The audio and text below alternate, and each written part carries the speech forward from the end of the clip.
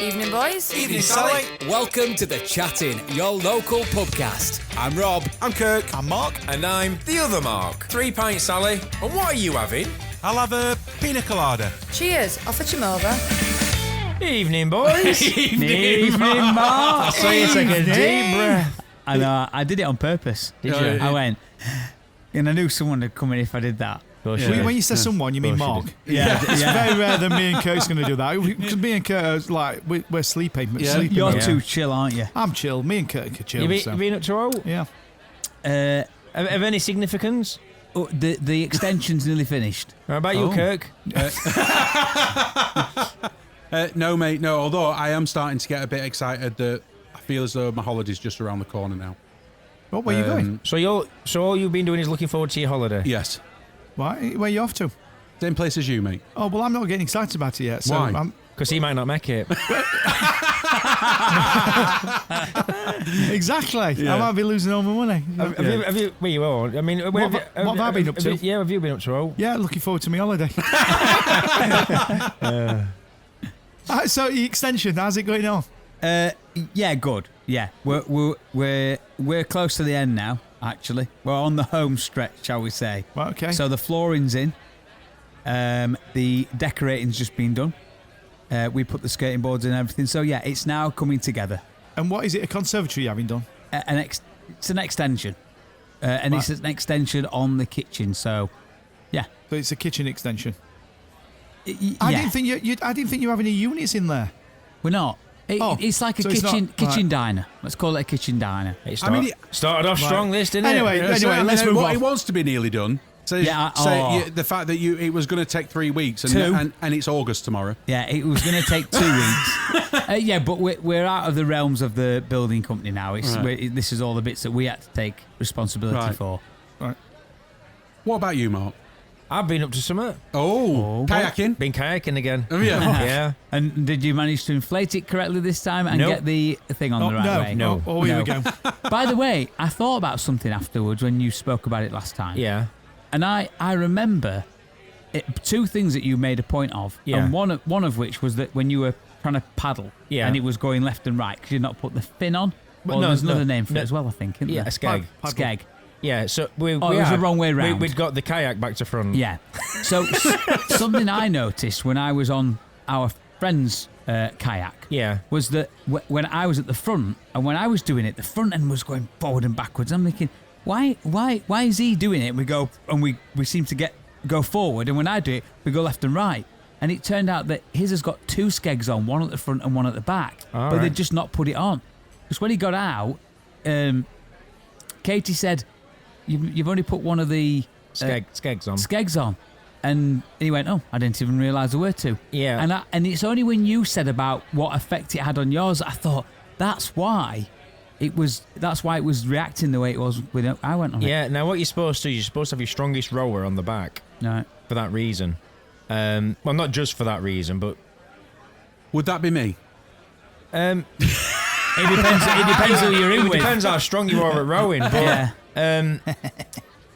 Yeah. But there's a downside to 2 skegs. It does actually limit your manoeuvrability, right? On the flip. So, right. But I mean, it depends on this. Anyway, I don't want to get into styles of kayaking because people are going like that. Really? So no, I didn't inflate it properly. Well, I thought I was. Anyway, so I've got one of them Gale electric pumps. You set the pressure to what you want it to, and it shuts off when it. And every time you use it, it remembers what you used it on last time. Right. So, we unloaded car, went down to where we were setting up, rolled the kayak out, set the pump running. Ellen got a notification on the phone. The driver's door's not closed properly on the Tesla. So I'm like, oh, right. So I'd set the pump off running, and I ran back to the car. And it literally just not latched properly, so I just shut the door, locked the car. Anyway, I was walking back, and then phone ringing. Because he's at an age where he can only run one way now. I'm glad you picked up on that. So I was walking back on my hands and knees, and Ellen rang me. She went, Mark, what's this supposed to go up to? And I went, about 3, and because it's not calibrated, the pump, we've determined that about 3 psi on the pump is actually about 1.5 psi in the real world with normal gauge. I went, up to about 3.5. She went, it's currently at 6. I was like, turn it off and let some air out quickly. Anyway, so she did. I got back there and she'd let some air out, and we'd let some more out, put the manual gauge on, got it down to 1.5, but right, no problem. Anyway, Rackham and Vicky were there. They took their 2 paddle boards. And I says, great, come on then, let's get in kayak and we'll get out rowing. Anyway, so we started off and we're paddling away. We got halfway across this reservoir, and I'm thinking, it felt like it was not so much folding, but creasing a bit. I could see it creasing, and I thought, this were like this last time when I'd not put enough air in it, but I know there's enough air in it. It was creasing on one side, and I thought, Anyway, so we went back and pumped it back up again, and it were losing air. And anyway, I took the bladder out and had a look, and there were a very small split in it at the front, so I've got to have it repaired. But there was a good side to it, because I don't think I would have necessarily. I might have done, but I would have been more inclined to be kayaking rather than being on paddleboard. And Rackham says, "Why don't you ever go on my paddleboard?" And I'm like, "All right." So I used it as a kayak. I sat on it and just sat down, rowing away around reservoir. And he went, "Come on, I'm going to get you stood up on it." And I was like, and it was a little bit breezy at middle and a little bit choppy. And he said, "But if you come around this side, trees are like breaking the wind, if you like, so we're a bit calmer." Anyway, we'll get you stood up. And I got stood up. Paddleboard. Well done. Yeah. Well done. Did you break that battle? Did you break that as well? No. The funny thing is, when you first stand up on yours, you stand up on them like a surfboard, or it's like instinct. Well, it's instinct to stand on them that way, and you very quickly realise that you're probably going to fall off. And then when you stand the other way, facing forward, which is the most unnatural, because you sort of feel like you're wobbling backwards and forwards. Yeah, but you kind of get your. I won't stand a chance. I would not stand a chance. Well, you know why you wouldn't? Because you wouldn't even try it. Well, possibly. Yeah. Possibly. And you should try it. But my balance is atrocious, like literally atrocious. I can fall over just being stood up. My balance is atrocious. I know we spoke about it before, but my balance is atrocious. And the thought of me being on a paddleboard or whatever, nah. Have you been up to Oak? Nope. No, he's been looking forward to his holiday. Been looking forward to my Oh, of holiday. course, yeah. Mark? Me, I've been looking forward to He's his been looking holiday. Are you looking forward to holiday, Rob? Are you being up to it? Oh, yeah. Extension's nearly done. I actually, I can't wait. Yeah, no. I can't wait. Have you guys booked the whale watching? Yes. Have you booked the... Oh, no, you haven't, have you? What do you think? At that price? No. And there's no guarantee you're going to see any whales. No. So, no. No. I booked it, though. You've booked it. Yeah. You know where you will guarantee to see him, don't you? The whaleway station. Oh, my God. I mean, I'll probably see whales I'll stay on ship and I'll see whales, and you two will come back. And Why go, is it going around West Coast? I don't know where it's going, but I might see some. I'm hoping to, and I'll see them for free. You two will come back and go, and we've spent £600,000 not seeing any whales, and I have. Yeah, Brilliant. it is expensive to go and see whales, but it'd be good if you saw an orca. I've seen one. Have you? Yeah. Free Willy? No. At SeaWorld. SeaWorld. Yeah. When they used to be allowed. Yeah, I meant in the wild. What was his name? Shamu. Shamu. I mean, I think there's been about 6 Shamus. But There's been about 6 Shamus. Well, of course there has. Boys, I've come with a question. Oh, okay. And I know you rely on me for like really entertaining and really funny and really light-hearted topics. Oh, is that the time? Do I? Who tells you that? That's what I tell myself in the mirror every morning. Okay. I'm a strong boy. I want us to talk about marriage. Oh, dear. Right. What you want us to get married to you? You're getting divorced and you want us to... Well... Is that what you're asking? Well, no. I'm talking about the concept of marriage. Oh, right, okay. Oh, Do we think it's alive and kicking or not? Oh, this is a big... Well, yeah, people are still getting married. It's a big question, isn't it? It is. Well... Anyway, what's your next question?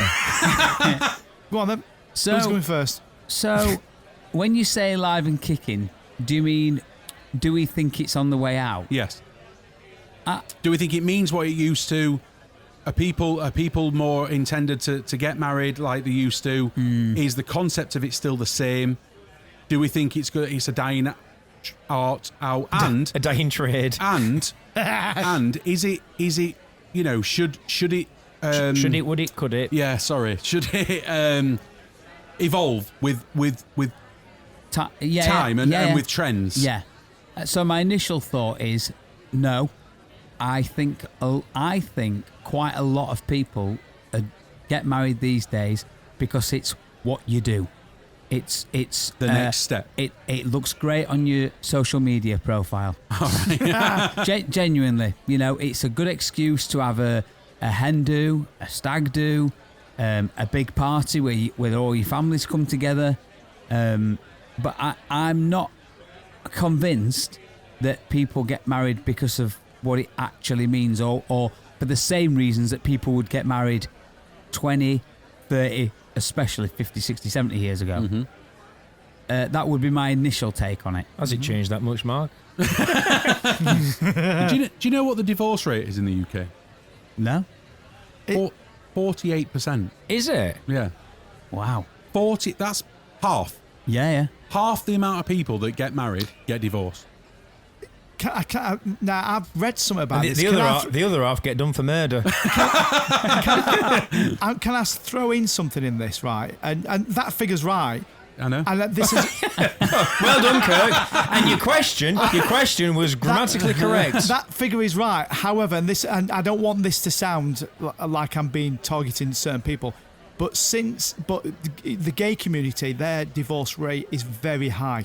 Male and male. Are you just talking about divorces from a male and female point of view? So the divorce rate overall as an average now sits at 48% for the UK. Yep. The divorce rate for male and male marriages is at like 75%. Yep. Jesus Christ. Yeah, it's very high. But female and female is down at 25%. Yeah. So I think it's unfair to say same-sex marriages because actually one kind of cancels out the other. Well, that's what I'm going to say. I think that the rate of divorce has increased rapidly only since same-sex marriages have come in. I'm not saying that. Listen, just to clarify, I'm not saying that. Oh well, gay people can't stay together. I'm not saying that, but the reason why the rate is so high is because they can't stay together. It's because of the inclusion of gay marriages into this figure. Yes. So that's why it's shot up. From a male and male perspective. But the female and female is actually making it better. I don't think that. Well, it still makes it 50%, doesn't it? Hold on. Actually, no, that's not quite. This can't work just like that because how many of them are there? Exactly. Because if there's only 1,000 gay marriages per year, and there's 10,000 heterosexual marriages per year, then it's not the gay. Yes, they'd be changing it to some extent, but the proportion of the marriages has got to be so much more significant to have that impact on such a large number. So I don't think it's as cut and dry as what you're saying. But what made me laugh was you were okay with the figure that... That's what I was just about to say. The figure that sounded good you were okay with, but the figure that was bad, you're like, no, I'm not sure that's correct. Well, I'm not because of what I've read. Because they were saying the divorce rate between male and female are very similar. Kirk's saying it's not. And what I've read, it is very similar. So I'm not saying Kirk's wrong. It's just not what I've read. Yeah. Are you doing some fact checking there, other Mark? Yeah. Oh, good. Nice. My thought process is the reason why I wanted to ask is because I do find it quite interesting that the times are moving on, aren't they? Yep. Mm-hmm. Times are evolving, and I think it's a great thing that we've got same-sex marriages in this country. I think that's moving with the times, and it's But I'm not a big believer in the whole marriage concept being ruled and driven by religion. No, absolutely not. I agree with that. And this is what I have an issue with. Yes. I have an issue with laws being driven by religion, and with marriages. I believe that you should be able to marry who you want. I believe that yes, there should be a minimum age, just because of you need to be of a certain age to make a decision yourself or whatever. But fundamentally, you should be able to marry who you want. Do you get what I mean? No matter of certain things. But I also, wondered whether. Sorry, when you say that based on a religious thing, what part of religion stopped you from marrying who you want? Well, I think obviously beforehand it was the whole same-sex marriage thing that was all driven from religion. Right, yeah. And now you've got a situation where even in this country, you can only marry one person at a time. Right, okay, yeah. And that's driven from religion. Oh, right, okay. Do you get what I mean? Yeah, you've got other religions across the world where you can have more than one wife, more than one husband, whichever way it is. So, but is one not already hard enough? You said that, Rob, not me. Well, I mean, you know, I totally get. I get it if man or woman wants more than one partner.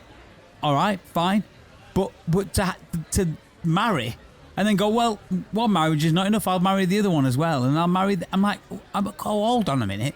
I mean, do the thing, but marry one of them, or don't marry any of them. Yeah, but why? What's the difference?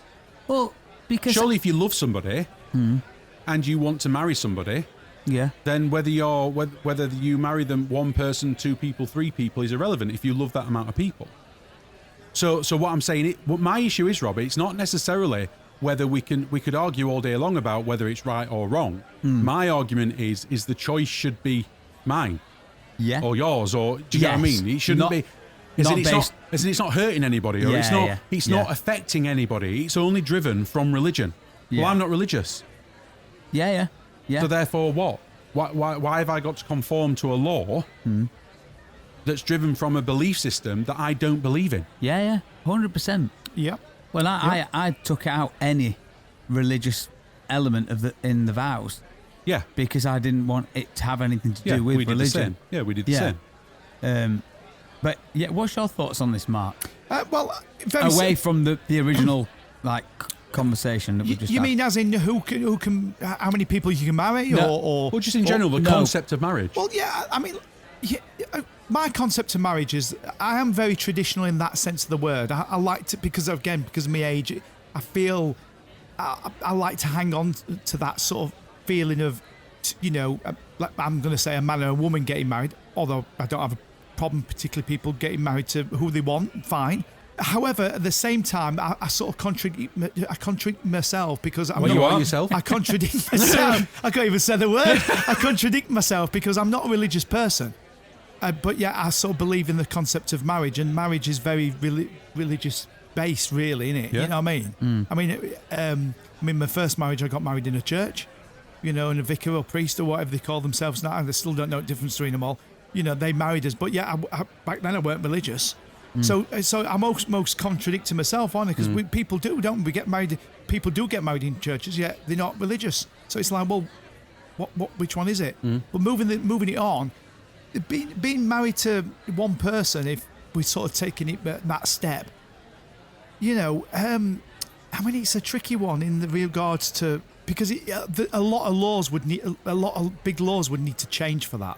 And would it be right to change it? Would it not be right to change it? Would a lot of laws? Well, yeah. Well, I say a lot of laws. I mean, I don't mean it's just one processes. Law. Processes would have processes to change. Maybe. And I'm not sure if Britain is. I'm not sure we're at that stage for us to change it. I'm not saying it shouldn't. I'm just saying. Do what? To get married to more than one person, for example. At the same time. I mean, some countries and some. Mark's back in the conversation. Yeah. I mean, I'm just like, why would you want to get married to more than one person?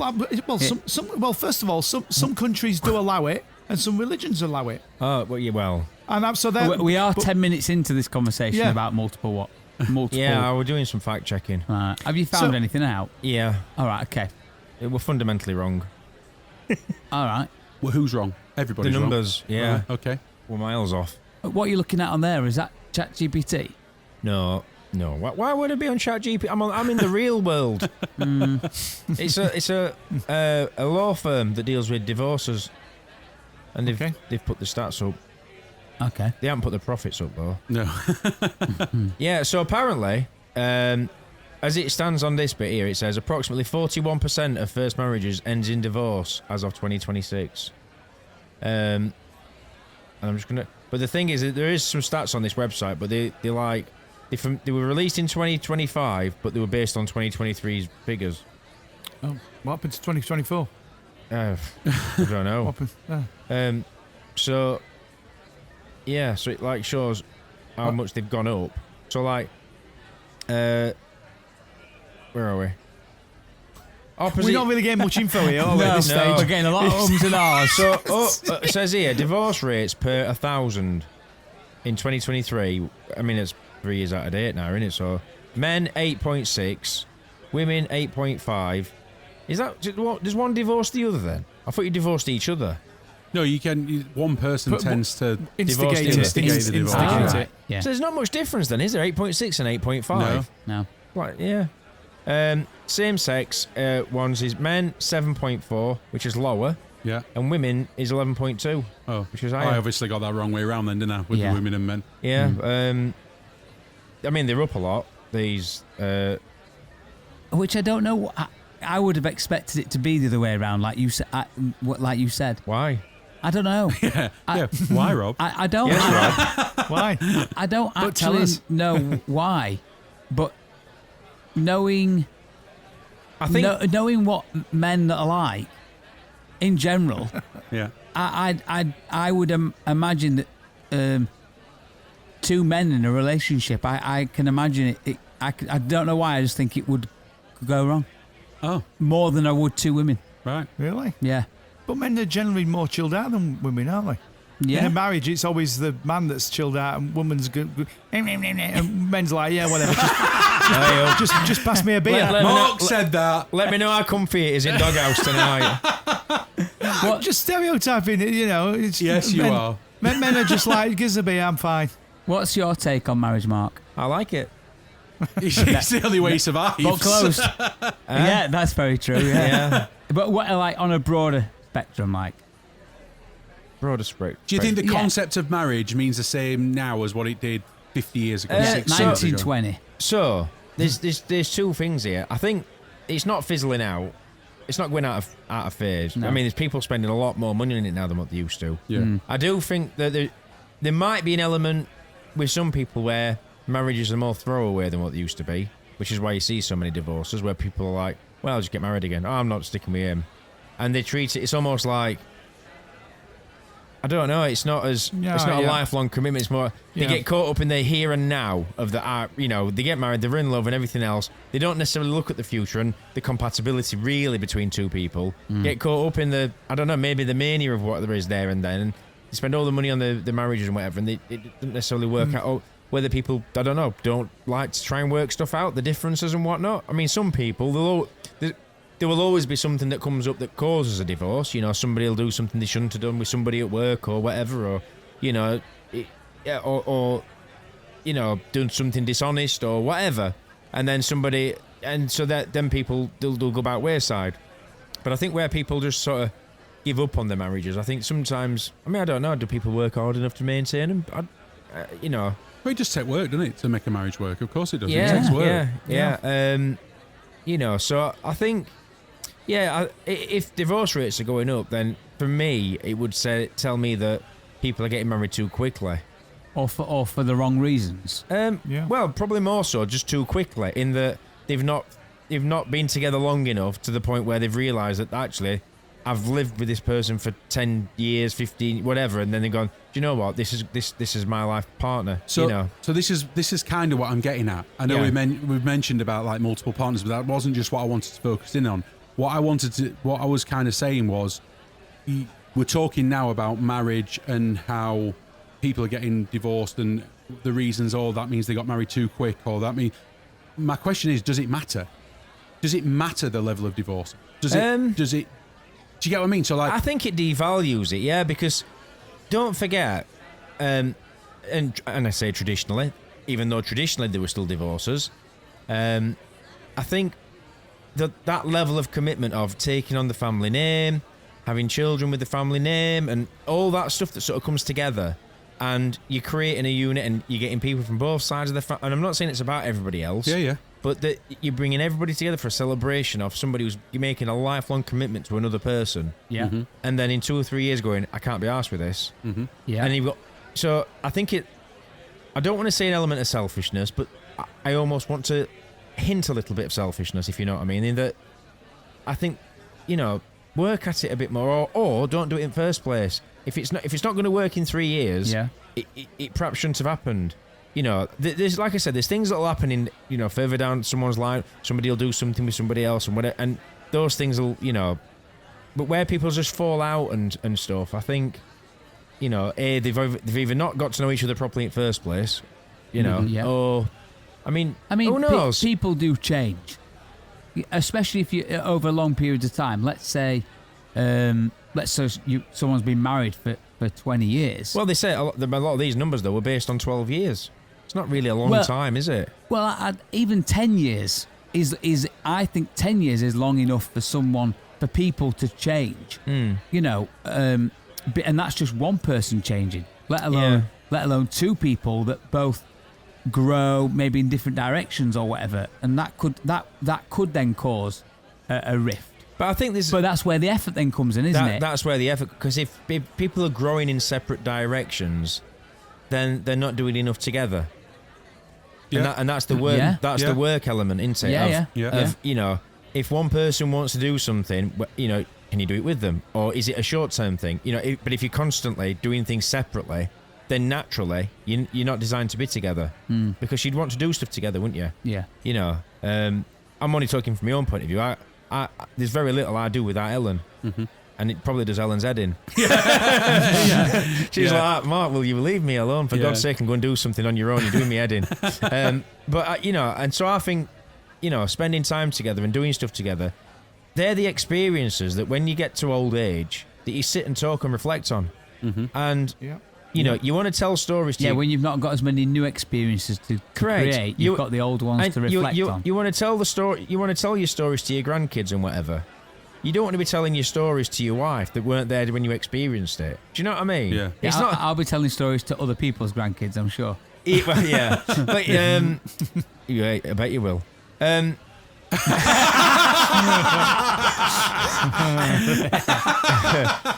Yeah, don't get me. It's not like you know, lads go away for a weekend for somebody's stag do, and then you tell your stories to your wife and whatnot. But if you're constantly telling your wife what you've been up to, that's not just work, you're not doing enough together. And so, and I think that's where people grow apart. So do you think you judge somebody then? If you met somebody in life, I don't mean a new partner or anything, I just mean in general, and you found out that person had been, let's say, divorced 3 times. Do you think there's an element of you that would judge them for that?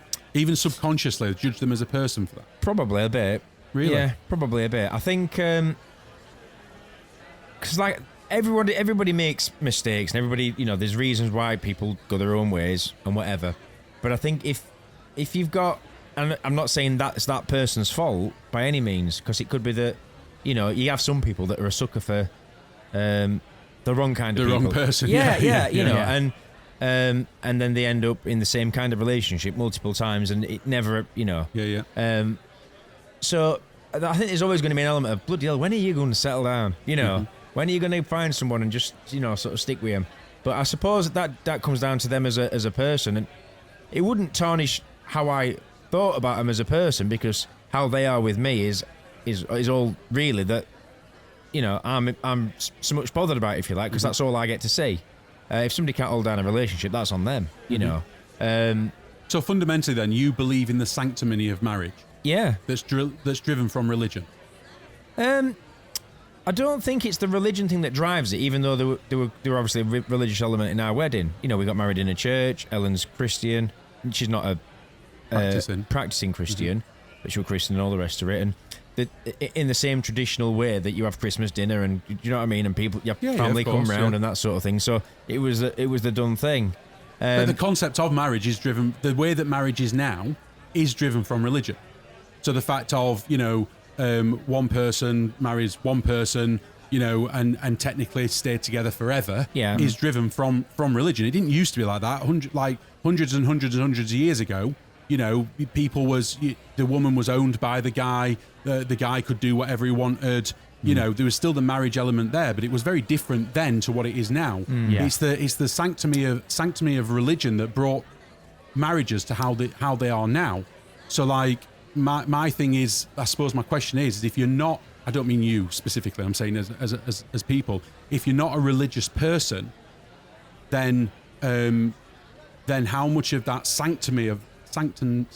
I've said it twice, right? The sanctity of marriage actually matters to you, and therefore should you then be judged on it if you think differently, or if you think that, for instance, marriage is a way of, some people see it as a legal thing. So therefore, getting married gives you more legal protection? Well, ultimately, marriage is a legal document. Yeah. Do you know what I mean? It is a legal, you know, that's why you have to go to the courts to get divorces and stuff. Yeah. So the religion thing, for me, it's not so much about believing in God and believing in Jesus and the water and all the rest of it. It's more about what you take from the words that they use. So something that rings... Can you hear that buzzing? There's like an interference noise. It'll be Rob's Nokia 3310. It is. I've moved Rob's phone and it's gone. Not a Nokia 3310 though. Was it a 3410? No. The iPhone. iPhone 3GS. It is the 14 mini, but yeah. Yeah. Yeah, so, but there's elements within the wordings that they use where they say, like, a ring, for example. It's it signifies that the eternal sort of, you know, it goes round and round and round, which is what a ring does. And things like that, for me, is what it should be, because that's what, you know, marriage is. It's you're giving your lifelong commitment to somebody else, and vice versa. Your families all come together to celebrate it, because now, granted loosely, each families now are a little bit closer via your, you know, connection. Common, connection. So, yeah, does it matter if like I said, it doesn't matter whether you believe in whoever, but the idea that you go to somewhere official to say, right, we're going to be with each other for the rest of our lives, I'm going to take on their name, because it's almost like saying, well, you know, you wouldn't change your name and then just change it again, would you? Do you know what I mean? Well, no, but you're getting more and more people now that aren't even changing the name. Yeah. And that for me comes back to I suppose there's a cultural thing of some people who, I don't know. Or the man takes the woman's or they double barrel it, or whatever. You know. Yeah, and I'm not a fan of stuff like that. That doesn't really. I don't know why it doesn't sit with me.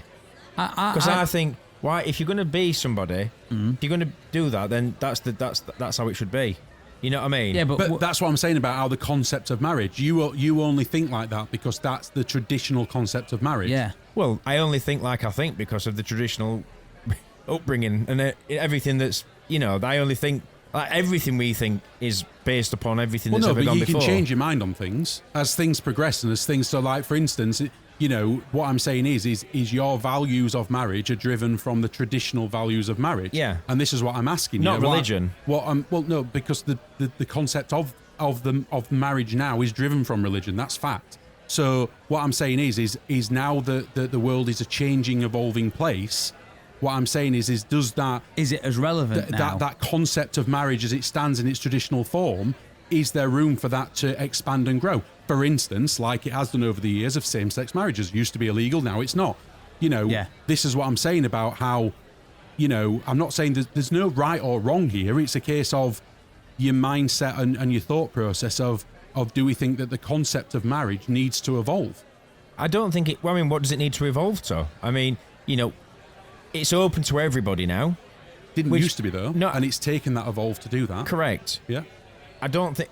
It doesn't need to evolve to anything else. You know, people marrying their dog and stuff like that doesn't need to be happening. Do you know what I mean? Mm-hmm. Yeah. So now it's fully inclusive, that everybody can get married, then great. To one person. To one person. Yeah. Because you're committing your life to that one person. You know, you're going to create a family. Yeah. You know, you can't... Well, let me throw some in. So, based on what we've just said, so like, back to where it were, it were only a man and woman that could get married, right? Now, obviously, men can get married, women can get married. That's changed. So you accept that, Mark? Yeah. Do you accept it or not, or is that asking a loaded question? No, but I've not said my point. So therefore, that's changed. As a society, we've gone, okay, we'll allow that. Well, it's not that we should allow it. It should have always been. Well, I've not made my point. So why can't somebody get married to two people then? Yeah. That's no different from a man marrying a man, is it? Not. As in, like, the evolution, the concept change. of it. I mean, I know marrying a man or a woman marrying a woman. 40 years ago, we're like, no, that's illegal. You can't do that. Yeah. But we can do it now. Because it's evolved. So now, at the moment, as we stand, you can only get married to one person at a time. But why can't you get married to two or three people? Yeah. What? I'm not saying I want to. What I'm saying is... I'm not saying it's right or wrong. I'm just saying... bonkers. I'm not saying Why is it? Because having a... So... There are whole communities and whole religions that this is the norm. That's the norm. Yeah. So you can't tell me that it doesn't work. Hang on. So it depends what you're referring to, because there are some things that happen in this world that I don't agree with. There are some religions there are some places where people marry children. Yeah. So, I'm going to use that on my basis of that fair marrying, point, because these people that are marrying more than one person aren't marrying men and women. They're just marrying women. So in the traditional concept that two people get married. Now, yes, traditionally it were man versus woman. A man and a woman. It's still like the today, idea, don't worry. the inclusivity should exist because it just should. We're all equal. So, but I don't like the idea that one person can say, "Well, I'm going to have a choice of 2 or 3, 4, 5, 6 wives, whatever," because it's bonkers. Because for me, each of those people that person is married to aren't having a relationship with each other as well. So they're getting a share of that one person. Mm-hmm. Yeah. So enough. if there were 3 people, let's say, and it would be incredibly rare that all 3 people loved all the 2 other people in exactly the same way, so that it was it was reciprocal. Which does exist. I'm not saying it doesn't. Yeah. We're talking probably an incredible minority. 100%. In most cases, in most cases where people are marrying multiple people at the same time, it's one with multiples of the other sex. Yes. And they get to they've got the pick of whatever, and it doesn't sit right with me that, because it's literally 2 people. This sounds too black and white that it's transactional, but it's emotionally transactional, and it should be. I think they say it in the vows, don't they? You give to receive, and receive whatever it is, the reciprocal thing. Yeah. You don't give to receive, but you know what I'm saying. It's reciprocal, and that is equal both ways. Yeah. There are some things that one person might do more than the other, and like Helen feeding me because I'm not very good at cooking. But joking aside, it's about sharing your time together and enjoying your life together. And I think if somebody's got a row of people, that they don't have anything almost to do with each other than they are that almost. Yeah, it's almost like they come in Monday and they come in Tuesday. Yeah, I get what I know what you're saying. I guess at the end of the day, what you see as marriage between you 2 people is what it is. So therefore, because each relationship's different. Yeah. So if your marriage is exclusive to you 2, and you look at another it should marriage, be exclusive to you 2. Yeah, for you, and then to another married couple, their idea of marriage might be to go out and non-monogamy, go out and polyamory, have multiple relationships with other people, even though they're married. But they're okay with it, and if they're okay with it, then that's absolutely fine for them to do that. And the point that you were making, or the point that we're coming back to, is if they then decided that in this polyamory they meet other people that they then find they have a stronger bond with the one person that they are currently married to, and it works both ways from both people, then why shouldn't they then be able to say, actually, I want us to marry them and them to marry us, sort of thing, and then bring them into our fold, if you like. I think that's my issue, that it's not whether we talk about multiple people or whatever it is. My issue is that the laws being driven by religion. Yeah. And my thing is that if you're not a religious person, you don't believe in that religious side, not just the words or what it means, but fundamentally what the thing that it's driven from, one person under the eyes of God and all that kind of stuff, and you don't believe in that sanctity part of it, then why should people be held to it? That's by law. So yes, we can talk about morality all we want, and you're always going to get a different opinion on that because everybody's going to think differently about that, and that's fine. I don't believe there is right and wrong with it. It's just it's just people's opinion. But my issue is that when it's driven into law, that it's that you're held to it, no matter what your belief system is. That is a law that's in place, because of religion. So do you think there should be another option where marriage is the religious version and everything? Well, that's where you get civil partnerships. Yeah. Are they still a thing? Are they still a thing? Yeah. But don't forget. Don't forget. It's not it's largely more about law than it is religion, because when you're buying in, when you're not buying into, but when you're getting into a relation like a marriage, it's a legal contract. You start talking about, being next to kin. I know you can have that in civil law, but generally speaking, there's a lot of things that are tied to it, and it's not religion that ties that; it's law. Mm-hmm. So, I'm not so sure it's. I mean, granted, there is a lot of religious stuff behind marriages and whatever, but it's hugely, in my opinion, legal more than it is. But I didn't know if there was religion. Sorry, the other option being that that if there was something that wasn't called marriage, which wasn't related to religion in any way, shape, or form, that gives those people that thing that shows some form of unity. Well, I think that's what Mark said. It's civil partnerships, because I'm right in thinking that a man and a woman, because I know primarily civil partnerships were for obviously the gay community, but I'm right in thinking a man and a woman can have a civil partnership, can't you? You don't necessarily need to get married, do you? Yeah, correct. Yeah, so that would be exactly what you're talking about, surely, Rob. And what is the difference? Well, there's just no religious part to it. You're just having a legal binding contract. There's a difference, though, isn't there, between a marriage and a civil partnership? Yeah, I thought there was. I don't know what the difference is. I don't know what it is. I don't. But I didn't think it was just the fact. Perhaps we need to Google it. I didn't think it was just the fact. Is it not? I don't. I think going back to what you were saying, Rob, is I do think that there are mechanisms out there to. If it's civil, I don't think it's legally binding. Yeah, that's exactly what I was going to say. Yeah, that it's not true religion. I think there are processes in place that you can do, but it's not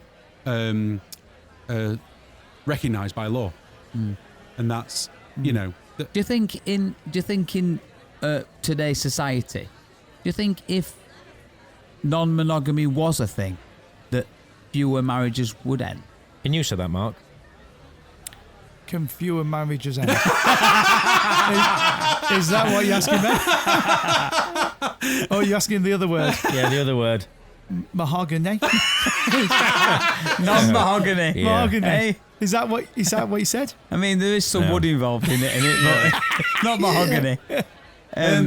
Look, I think it's the kind of conversation that's really driven from your own beliefs. You know that I've always been very open-minded about things, and my thought process is probably very different to a lot of other people. So yes, I believe that there are issues with monogamy. Is what I would say. That's my belief. I believe that it can bring issues, and I believe that as species we're not automatically biologically designed for monogamy. Yeah. And I think that's what can cause some problems. Yeah. But then again, so can lies, so can deceit, so can gambling, alcoholism. You could go on forever. The amount of things. So I think it's only one of the things. I'm a strong believer, as I've said to you before, Rob. That I'm a strong believer that I believe that the biggest cause of divorce is lack of communication. That's what I think. Lack of understanding and lack of acceptance and lack of communication. I think they're the big key things that I think that break down. That I don't think people are honest with each other. Whether that's from as serious as affairs, right down to leaving the toilet seat open. Well, just lying about things. I just think that it's the communication that I think makes the most successful marriages. And do you think that's because people become to take each other for granted and don't recognise the importance of that communication? As in, this is just what we do. This is just how we are. Yeah, I think it's driven from ease, and I think it's driven from having an easy life, or I think it's driven from fear. People are scared to be open and honest. I know that some of my views that I have, for instance, I very much wear my heart on my sleeve. You all know that.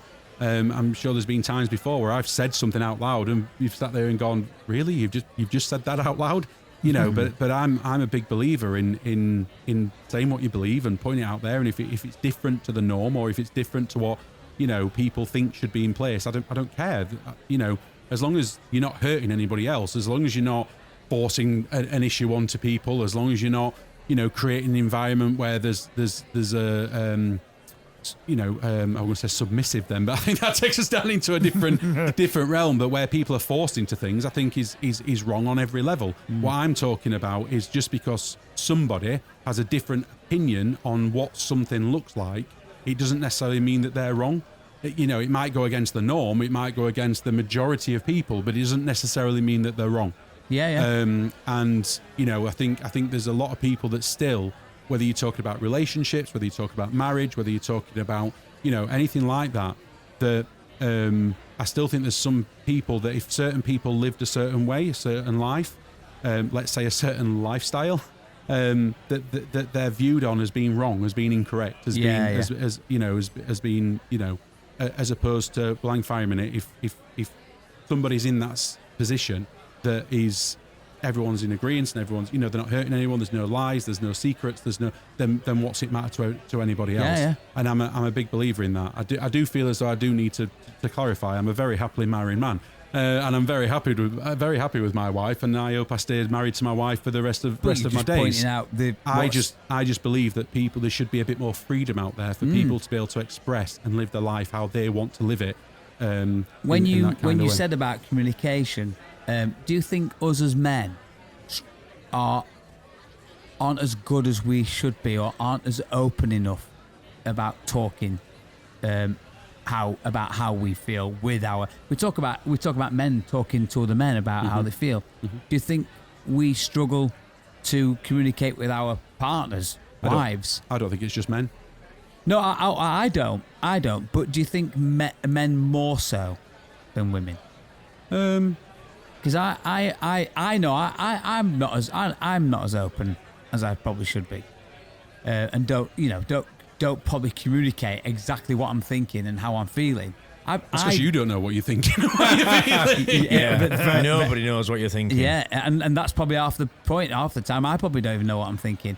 But I know I don't, and I wondered whether is that just me, or is that, do you think a lot of men struggle to open up and be like that way? Sometimes we can do it with other men when we're in a group together and we're not on microphones talking about our, situations. We might be open up a little bit, but then we get home and then close up and just not. Well, I don't think it's just men. I think a lot of men struggle with it, yeah, but like Kirk said, I think there's a lot of women out there that don't. I just want to ask you a question. It's a very blunt question, if you like. Yeah. So we're all married around this table. Mm-hmm. How often do you talk to your wife about your relationship? Well, that's an area I was sort of going to go into. So like with me and Aina, I tend to be the more open one than Aina. Now, Aina's not closed, don't get me wrong, I'm not saying that. But I'm more open than she is. However, if I communicate with her and talk to her, then that opens her up. So she can bottle things up. So in us two, I tend to be the more open one. I'm a person like I would say like Steve then. Why are we going to say Steve? You're right there, Mark. Because I'm going to say what's some jump leads? I was crossing the word shirt and Kirk together. So like Kirk, I wear my shirt on my Kirk. I wear my Kirk on my shirt. I wear my shirt on my heart. I wear my heart on my sleeve. Like Kirk. Well, I've got the sentence out. Yeah. So because I'm very open, I'm an emotional person. So therefore, because of that, I don't bottle stuff up. Although Aina won't mind me saying this, she tends to be the opposite of that. She should just bottle things up. But to say it's more men that, I mean, it is stereotyped that men tend to bottle things up. Yeah. So how often do you touch base on your relationship? Or Mark? Me or the other one? Mark? Both of you. How often? You couldn't make it sound more corporate, could he? How often do you touch base? Well, yeah, because I'm going to reach out to my wife. Yeah. Why not though? What, be corporate? No, not be corporate. Oh, make it. It was the wording used. Sorry. Make it a conscious thought to drop you a quick email, touch base. I reckon it's at least maybe once a week, once a fortnight. I'll sit down, I'll get in bed with Daisy or whatever, blah blah, and I'll say to Daisy, "Are we good? Everything all right? Anything bothering you? Anything on your mind? Anything that I could be doing better? Anything that I've done over the last couple of weeks that's pissed you off?" Anything that's doing your corporate stuff with that's bothering. Yeah, but listen, I know you said, Daisy is also right here, Daisy. Is it right? I'm going to give you a review now. Have they your quarterly review, performance review? And An appraisal. And how often do you do that? I reckon once a week, once a fortnight. I would say I probably do it a couple of times a month. Yeah. With Aina. And Wow. don't get me wrong, sometimes that conversation might last a minute. It might be, no, all good, I'm happy, you happy, yeah, we're all good, fantastic, done. There might be other times when I might say that and Daisy might say, well, actually, yeah, the other week when you did this, or last week when I was at work for 16 hours and I came home and there were a sink full of pots, it pissed me off. Because actually, could you have not just done them? Yeah. What did you say? Well, why didn't you wash them before you went? They were still there next day, weren't they? No, but what I'm saying is they're just little things that it might be a little thing like that. It might be bigger things. But it could escalate. It might be a case of, well, actually, when we went out, you were talking to this girl and I didn't like it. Oh, she's never said that. I'm just, give it. Yeah. But it could be bigger things. It could be smaller things. But what I'm saying is that every couple of weeks or so, every week, every couple of weeks or so, we touch base about our relationship and talk about how we're making each other feel, or how are we together as a unit? How are we? And I don't think a lot of people do that. Well, No, I don't think they do. I don't do that. No. You know, you sat saying it, and I'm sat going, I don't do that. Do you not even say to Gemma, how are you? You say she's been poorly or whatever. Yeah. Do you not just even say, how are you feeling today? Or what? Yeah. Okay. But okay, almost that's fine. So if you just daily, I ask her how she is. Oh, okay. Throughout the day, it might be, how's work? How are you having a busy day? Are you? Okay. So I communicate in that way, but I don't really delve much. How deep. are we? Yeah. Do you, Mark? Not overly. We do talk, like if there's something, if something doesn't feel right or whatever. Yeah. But we don't sit down and have a review. Do you know what I mean? No, I understand that. appraisal. Yeah. Obviously, we ask how we are each other. I mean, Ellen asks me a lot more than what I do her. I think it's just how our minds work. Yeah, you probably read each other's body language. Well, that comes back to what I was saying about men and women, and how the men communicate as much as we need to, or is it normally led from women doing that, and rather than from us? Which I've evidently just shown. I'm not doing it enough. I don't know. I mean, well, you say enough. Enough is what works, isn't it, for you? Yeah. So yeah. I think if. How do you gauge though? What is enough? Do you find that out when you're getting divorced, or? I think no. You'd constantly there'd be some friction all the time, wouldn't there, if you weren't communicating properly. Yeah. I think it would bother me if, although Helen does check in on me, because obviously, as we've said in previous episodes, I've had a bit of a bumpy road this last, few months, and so Helen is checking in on me quite a lot. But if I felt, I don't know if I'd feel a bit overwhelmed by it, if you know what I mean, because I'd be like, well, yeah, we're all right, because we're just all right. We don't need. What do we need to? Because if you're in a good place at that point, and you start talking about something that wasn't so good, does it then start tarnishing the mood? Oh, really? Which but I completely understand. Is that not just getting into difficult conversations though? Yeah. Getting into. But that's where you're actually getting into. Yeah, but if you're in a good place generally, but every so often one of you does something that pees the other one off, right? And you just accept that happens from time to time. Yeah. But generally you're okay. Yeah. You need to bring it back up? No, possibly not. And I fully agree that not everything should be brought up, or not everything. I completely 100% agree with you on that. I mean, by all accounts, I'd be 6 foot under if that were the case, because Ellen would be like, yes, actually, Mark, because 34 times today. Time at the bar, please. But do you not think that by having that little, again, if there's a difference between asking how the other person is or checking in on the other person as a person, and actually physically having the conversation about how are we? How is the relationship? How is the marriage? How is, are we good? Is there anything we need to talk about? Because do you not think by doing that, then it can stop things? But I can quite proudly say and sit here and say, me and Daisy never argue. Ever.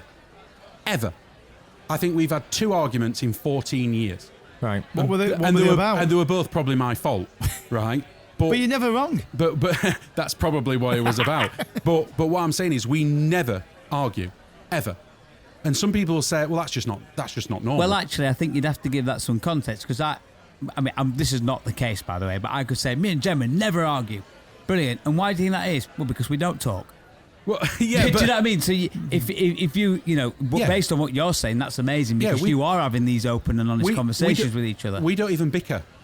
Yeah. We don't even bicker. We don't even argue. Now, yes, I'm not saying that we live this perfect life. I'm not saying that. I do things wrong. She does things wrong. We've had his ups and downs, as every marriage is. But I strongly believe that the reason why we don't fall out or don't have these arguments is because we discuss our relationship regularly. I kind of get where you're coming from, but that's not the reason why you're not arguing. You're not arguing because you're compatible. Because the sort of people that weren't compatible, if they had those conversations regularly, they'd be falling out regularly. Yeah. So okay, there's a lot to be said for compatibility in the first place. Yeah.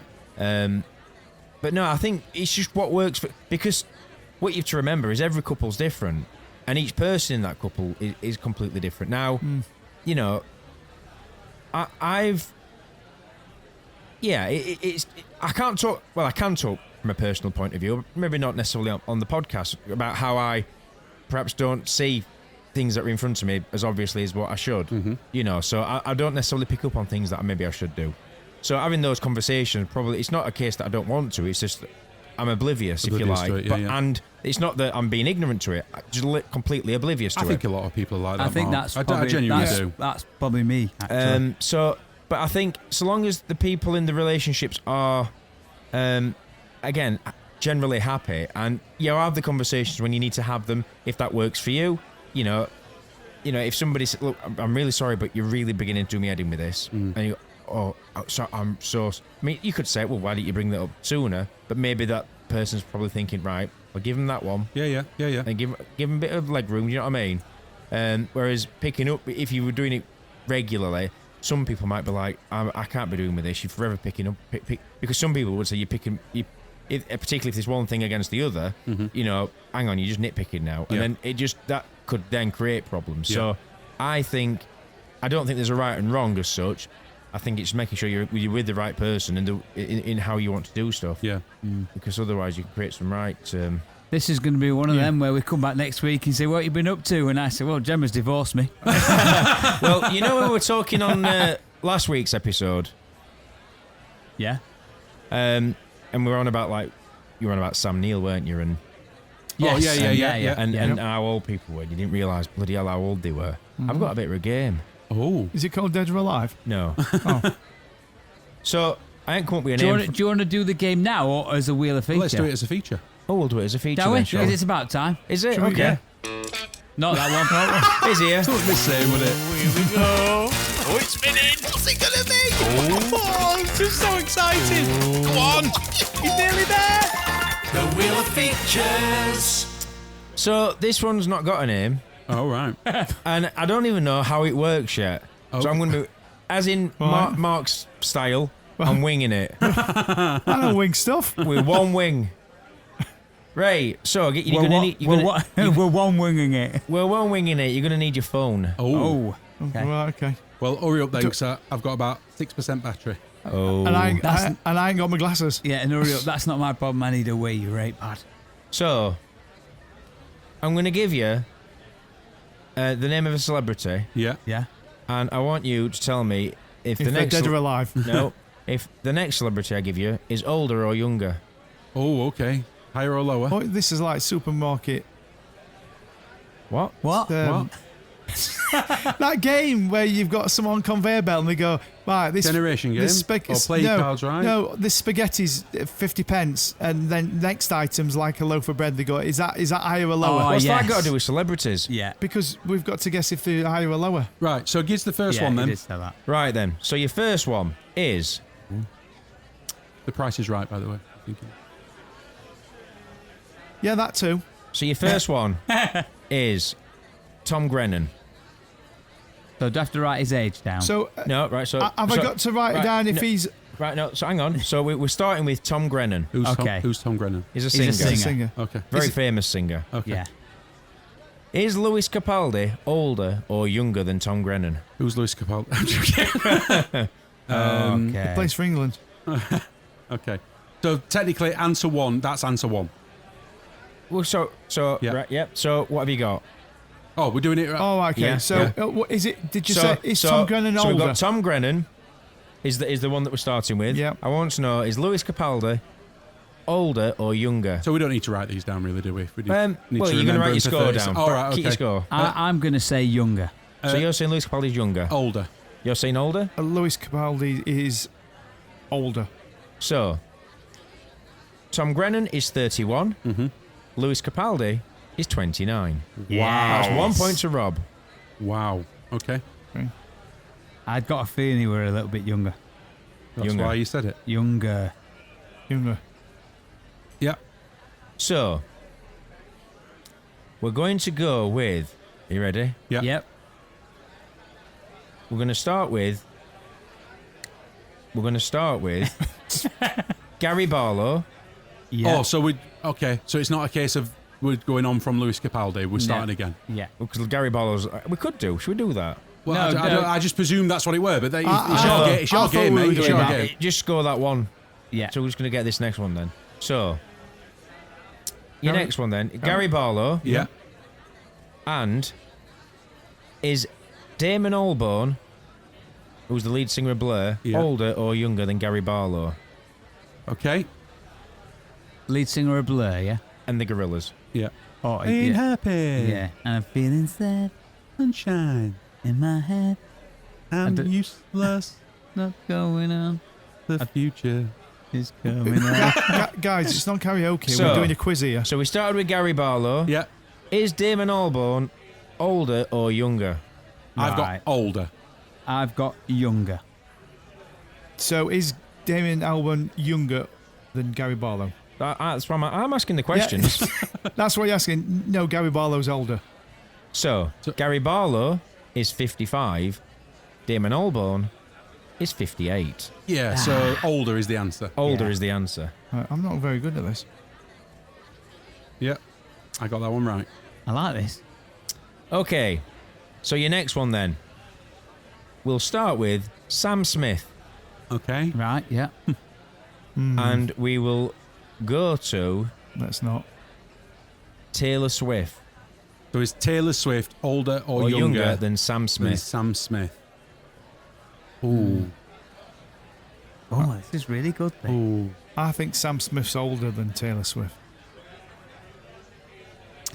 Yeah. You keep saying it wrong way around you. Yeah. Yeah, I've got to say that. So we started with Sam Smith. Calculate in my head. Is Taylor Swift older or younger than Sam Smith? So I'll say, I think she's younger then. Is that the right way I Yes. should be doing it? Yes. So I've got younger. Yeah, I've got it younger. Well, I'm just going to go opposite to you. I'm going to say older because I think she might be older than you think. So, Sam Smith is 34. Mm-hmm. How old do you think Taylor Swift is? 36. Oh, no. She is 36. Oh, wow. Yeah. Really? Yeah, I knew she was older than what you think she is. Yeah.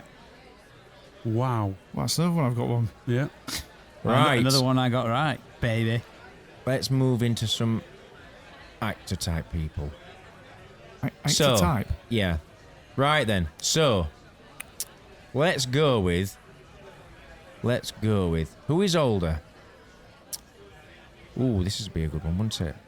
We'll tell you when we hear it. Yeah. Patrick Stewart or Sir Ian McKellen? Oh. So, we're starting with Patrick Stewart. Yeah. Yeah. Is Ian McKellen older or younger? Is it Sir Alan? Is it older or younger? Yeah, is he a Sir? He's not a miss. No, he's a Sir, isn't he? Yeah. Okay. Yeah. I've got older. I've got older. I think Ian is older. Is Yeah. that right way Yeah. round? So Patrick Stewart is 86 Is and Sir Ian McKellen is 87. Oh, yes. Hey. Oh. That was close on that though, weren't it? I Yeah, think very I- close yeah. in age. They were both older than I thought they were, though. I knew they were obviously knocking on, but I think if you'd have said to me how old are they, I think I'd have still put them in the 70s, to be honest. Yeah, definitely. They're going on my dead or alive. This last list. one, number 5. Okay. Last one? Well, it's number 5. Right, so I'm going to give you a Sting, the musician Sting. Sting, yeah. Yeah. And so Sting is the one. Is I'm just going to pick one. Yeah. I want to go down this. Sabrina Carpenter. Sting's older. Is Bruce Springsteen older or younger than Sting? Ooh. Okay. All right. I think Bruce Springsteen's older. I've got younger. I've got older, but I think it's close. So Sting is 75. Is he really? Yeah. Wow. Bruce Springsteen is 76. Oh. Yes! Ah, another one. I got one. Right. I've got 2. Is that it? Have we done with 5?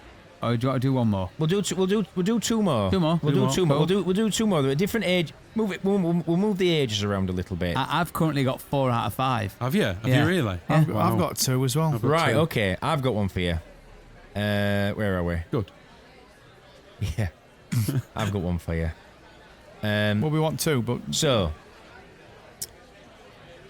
we'll go Keira Knightley, Okay. Yeah. so she's the one we're starting with. Yeah. Is Eddie Raymond older or younger?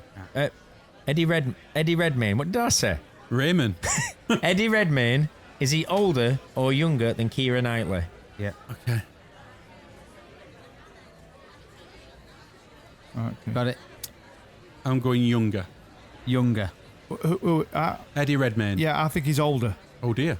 So Keira Knightley is 41. Yeah. Eddie Redmayne is 44. Oh, Oh, God, is it yes. really? I genuinely thought My he was. God. I honestly thought he was Who? early 30s. I'd have said mid-30s at Yeah. most. Right then. Okay. Was this last one? Lucky number 7. Well, we'll make it your last one then. Well, you can keep going. I'm all right. Celebrity Sevens, we could call it, couldn't we? Oh. Celebrity Sevens. We'll never make it But then we've got to do 7 every make time. any sense, does it? Just give me a second. Yeah, because like all the other stuff that we do makes complete sense. Of course. I do like this one though. I do like it. I do think next time you should do it in a I was going to, Yeah. but Oh. I've not thought this through. As in higher or lower? All the way than down, higher. yeah. Higher or lower, higher or lower. Right, okay. So, here we go. Here we go. Here we go. Here we go. Here we go then. Here we go Here then. we go. Here we go. Here we we go. Here we go. Here we go. No, we don't. So, So, here we go. here we go.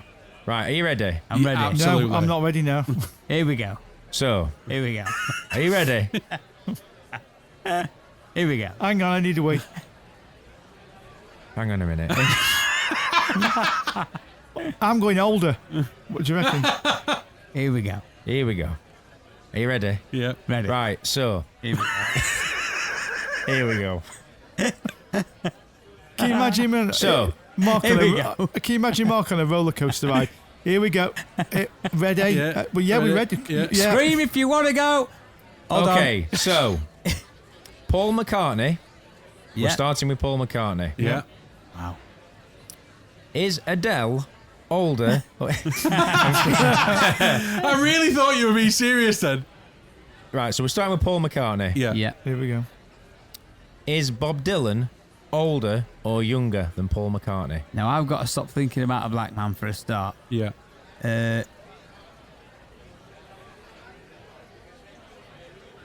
Who at first one? Paul McCartney. Paul Paul McCartney. McCartney. Yeah. Yeah. So I've gone with younger. Yeah, I think younger. I think Paul McCartney's older. Is Yeah, that so right? younger. So, right. Younger. So Paul McCartney is 84 Yeah. and Bob Dylan is 85. Oh, wow. Goodness me. Oh, I got that wrong. There we go then. Last one. This can't be called Celebrity Sevens anymore. Right, Nope. Celebrity 8. right then. Last one. Right then. Yeah. Okay, you're gonna have to cut the. We're gonna start. Stuff out of We're this. gonna start with Daniel Craig. Oh. Right. Good-looking fella. Is Jason Statham older or younger than Daniel Craig? Okay. Okay. Yep. I've gone- I'm going with younger. I'm going with older. I think Jason's older. Yeah. So Daniel Craig, have a guess. 54. I'd have gone 49. Genuinely. Yeah, Okay. 54. So Daniel Craig is 58. Wow. Right. Oh. Yeah. Oh, then, yeah. Not sure, Daniel. I'm not sure Jason stays 60. No. Jason Statham is 59. Wow. Oh. I mean, I'm right, but wow. Get in. I mean, he looks good for 59, doesn't he? Yeah. Chuffing hell. Wow. Last one. Even at 59, this one really is the last one. Even at 59, he's still able to shove women in his trunk. This one really is the last one. Okay. So, Sorry, mate, you're not only doing one more. You're not doing 9. You can do 10. Surely. Celebrity Nines we're calling it. Oh, yeah. 9 So, ball. We're going to start with Rupert Grint. Oh, Okay. yes. Yeah. Yeah. Is... I'm trying to find somebody up. Here we go. Here we go. Here we go. Here we go. Here we go. Are you ready? Here we go. Are you ready? If you've arrived at your final destination, you're just sat waiting now in your car for this feature to finish, do apologise. Okay. Is Margot Robbie older or younger than Rupert Grint? Okay.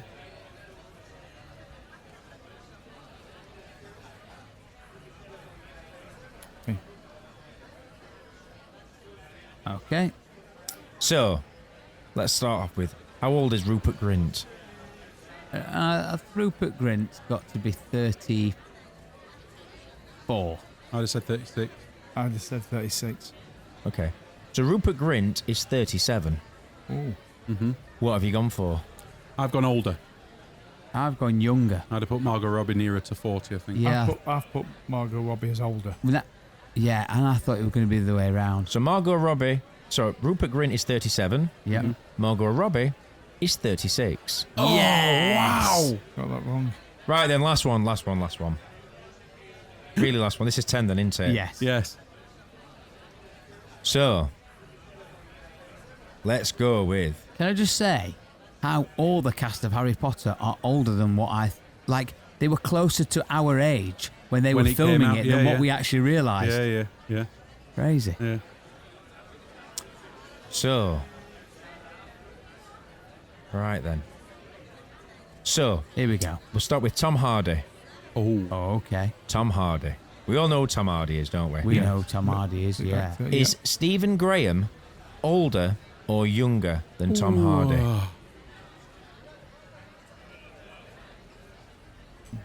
Okay.